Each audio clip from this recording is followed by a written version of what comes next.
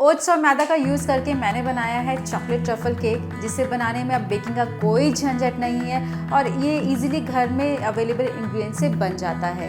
तो चलिए इसकी रेसिपी को देखते हैं। और हाँ, बहुत सारे लोग मेरे वीडियोस को देखते हैं पर चैनल को सब्सक्राइब नहीं करते हैं, तो प्लीज़ मेरे चैनल को ज़रूर सब्सक्राइब कीजिए और बेल आइकन पे ज़रूर क्लिक कीजिए, तभी आपको मेरी नई रेसिपीज़ की नोटिफिकेशन मिलेगी। So let's start. सबसे पहले डार्क चॉकलेट ट्रफल बना लेते हैं। तो इसके लिए मैंने यहाँ पे डार्क कंपाउंड लिया है, ये मैंने 500 ग्राम्स लिया है। तो सभी को मैं रफली तोड़कर डाल देते हैं बोल में।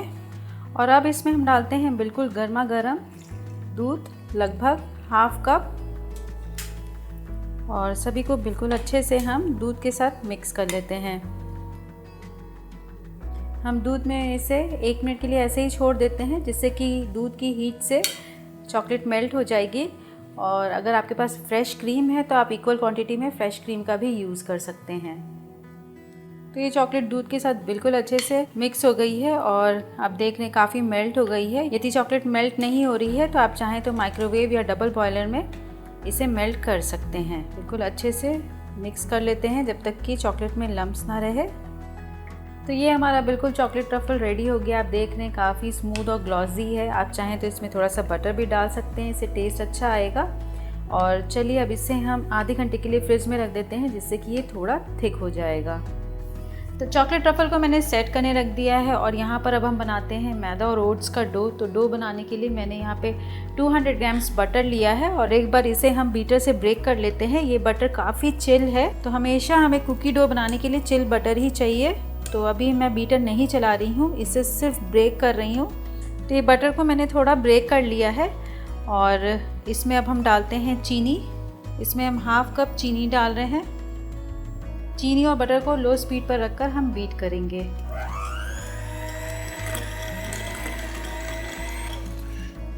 तो इसे लो स्पीड पे बीट करने के बाद अब हम स्पीड को बढ़ाते हैं और 2 मिनट के लिए हम बीट करते हैं, जब तक कि ये मिक्सचर स्मूथ और क्रीमी ना हो जाए।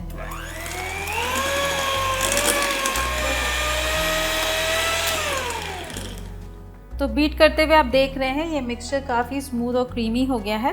पहले आपने देखा बटर कितना जमा हुआ था, अब काफ़ी स्मूथ हो गया है। तो इसी समय इसमें हम डालते हैं ओट्स। तो यहाँ पर मैंने हाफ कप ओट्स लिया है, ये डाल देते हैं। साथ ही साथ हम इसमें 1.5 कप मैदा भी डाल रहे हैं। 1 चम्मच वनीला एसेंस डालते हैं और सभी को बिल्कुल अच्छे से हम मिक्स करते हुए इसका एक डो बना लेंगे। तो इस तरीके से मैंने कुकी डो बना लिया है। हमें पूरा बाइंडिंग नहीं देना है, हम सिर्फ इस तरीके से क्रम्बल करके छोड़ देंगे। ये मिक्सचर काफ़ी स्टिकी है, तो इसे अब हम ढक कर आधे घंटे के लिए फ्रिज में रख देते हैं, जिससे कि ये ड्राई हो जाएगा। तो आधा घंटा हो गया है और इसे मैंने फ्रिज से बाहर निकाल लिया है। और चलिए अब इसे हम हाथों से क्रम्बल कर लेते हैं। ये बिल्कुल अच्छे से टाइट हो गया। आप देख रहे थे जब मैं नीट कर रही थी तो काफ़ी स्टिकी था, बट अब ये अच्छे से ड्राई हो गया है। तो सभी को हाथ से इस तरीके से तोड़ लेते हैं। तो सभी को क्रम्स कर लिया है और चलिए अब इसे हम सेक लेते हैं। तो सेकने के लिए हम ये क्रम्बल्स को डालते हैं पैन में। एक बार में मैं हाफ कुकी डो ही डाल रही हूँ और इसे हम बिल्कुल लो फ्लेम पर रखकर सेकेंगे। कंटिन्यूस चलाते रहना है, नहीं तो ये डो जल जाएगा। और ध्यान रहे कि जो फ्लेम है वो बिल्कुल लो होना चाहिए। तो लो फ्लेम पे सेकते हुए 2 से 3 मिनट हो गया है और आप देख रहे हैं ये काफ़ी क्रम्बली हो गया है। तो इसे हमें लो फ्लेम पर रखकर जब तक कि ये गोल्डन ब्राउन नहीं हो जाए तब तक इसी तरह कंटिन्यूस चलाते हुए सेकते रहना है। तो आप देख रहे हैं मिक्सचर काफ़ी क्रम्बली हो गया है और कलर भी चेंज हो गया है, ये हल्के ब्राउन कलर का हो गया है। तो हमें बहुत ज़्यादा इसे कुक नहीं करना है, ये पूरी तरीके से कुक हो चुका है और टोटल कुकिंग में 10 मिनट लगा है। ध्यान रहे कि लो ही फ्लेम पर रखकर कुक करना है, हाई फ्लेम पे ये जल जाएगा। तो इसी समय से हम कुक करना बंद करेंगे और ऐसे ही हम दूसरा बैच भी सेक लेते हैं। तो सभी को अच्छे से भुनने के बाद चलिए अब हम असेंबल करते हैं। तो यहाँ पे मैंने केक बेस लिया है और ये रिंग कटर लिया है।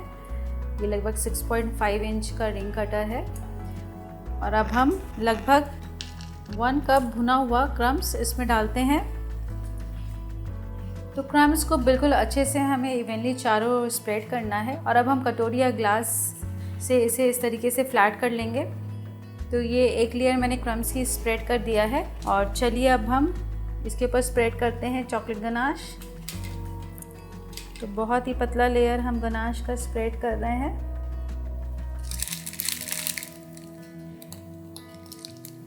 बिल्कुल इवनली इस तरीके से हम स्प्रेड कर लेंगे।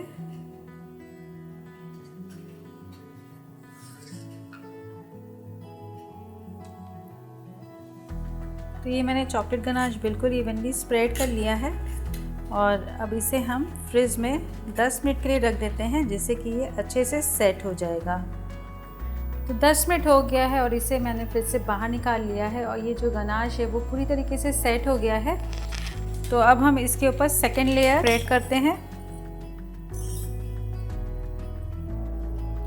और इसे भी हम स्पून से बिल्कुल अच्छे से प्रेस करते हुए स्प्रेड करेंगे। बहुत ही अच्छे से हमें प्रेस करना है ताकि जब हम केक की कटिंग करें तो ये टूटे नहीं और लेयर्स इवनली दिखे। तो मैं स्पून से बिल्कुल अच्छे से प्रेस कर रही हूँ। क्रम्स की लेयर को अच्छे से स्प्रेड कर लिया है और फिर से हम स्प्रेड करते हैं चॉकलेट गनाश।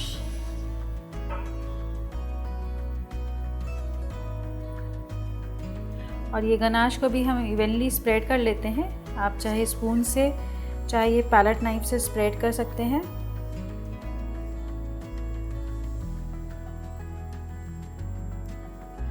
तो ये मैंने चॉकलेट गनाश स्प्रेड कर लिया और इसे अब हम फ्रिज में फिर से 10 मिनट के लिए सेट होने रख देते हैं।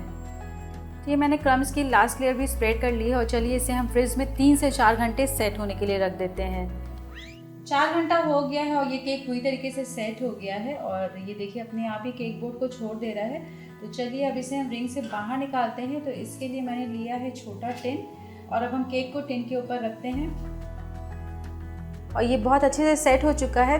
तो ये मैंने गर्म पानी में भीगा हुआ कपड़ा लिया है और इसे हम चारों ओर इस तरीके से रब करेंगे। तो ये देखिए केक रिंग को छोड़ दिया है और बिल्कुल अच्छे से निकल गया है। और चलिए अब इसे हम रखते हैं केक बेस के ऊपर। तो आपने देखा कि मुझे रिंग निकालते समय थोड़ी परेशानी हुई क्योंकि मैंने केक को जस्ट फ्रिज से बाहर निकाला था, लेकिन अगर आप केक को हाफ एन आवर पहले बाहर निकाल देंगे तो रिंग बहुत ही ईजिली केक से बाहर आ जाएगा। तो चलिए अब इसे हम डेकोरेट करते हैं। तो इसके ऊपर हम थोड़े से चॉकलेट ट्रफल स्प्रेड करेंगे। जो मैंने लेयर्स में लगाया था ये वही चॉकलेट ट्रफल है मेल्टेड फॉर्म में। तो थोड़े से वर्मिसेली हम इसके ऊपर स्प्रिंकल करते हैं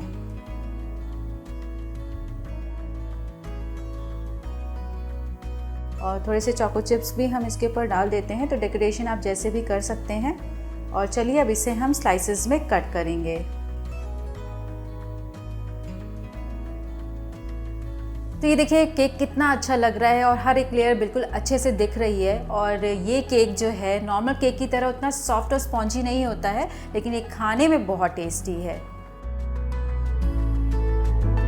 तो फ्रेंड्स कैसी लगी आपको ये रेसिपी कमेंट ज़रूर कीजिए, वीडियो को लाइक कीजिए और भी रेसिपीज़ आप यहाँ पे क्लिक करके देख सकते हैं।